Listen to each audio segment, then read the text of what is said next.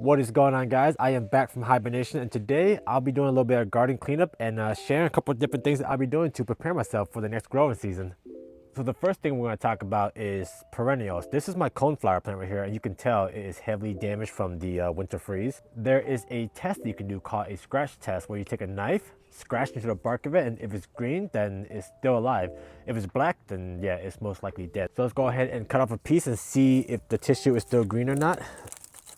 You can see it's completely brown and black, so this plant is dead, so we will be throwing this away. Whoa. So the next question I want to answer is, should you reuse your potting soil? And that is a yes or a no. It all depends. So if your plant died due to having an infection or some fungal disease, I would recommend throwing the whole soil away. You don't want to plant something new in that same soil and then spread that same disease, you know? So you look right here, this was my pepper plant and it was pretty healthy. It didn't have any type of fungal diseases or anything, so I could reuse this soil, but I like to be on the safe side, so I'll just go ahead and use new potting soil instead. But it all depends on what your budget is on if you want to take that risk or just be on the safe side and get new soil, you know?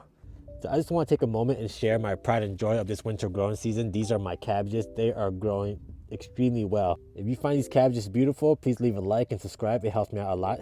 Let's continue with the video. So next on the list of things you can do is go ahead and prepare some soil for the growing season, you know? I got 2 potato sacks right here with potting soil already in them.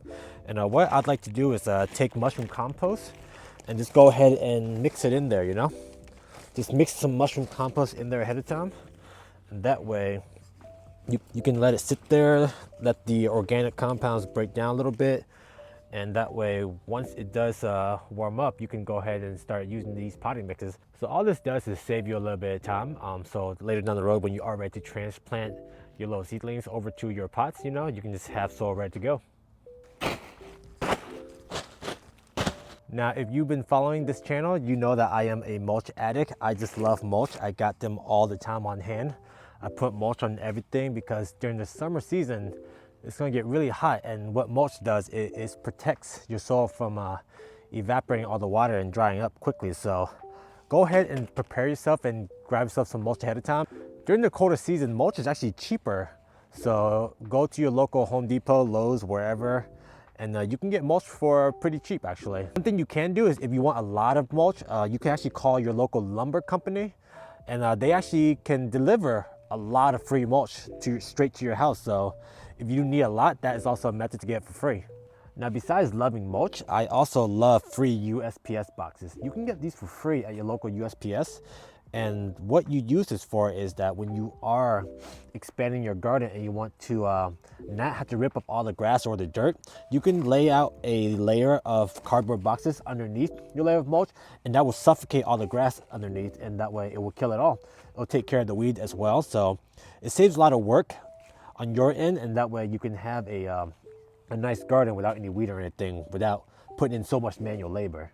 Well, since this is a semi-garden tour, I want to give you a little quick update on my garlic. I planted these probably, I think like 5 months ago. They won't be ready until like June or July, but I want to take one out real quick just to show you the progress now. Hopefully they are growing pretty well. I just want to take one out and share a little bit of the results and just to see how it is. Oh wow, they are growing. They are deep in there. Here's one of them. Look at the healthy root development. Man, that is beautiful.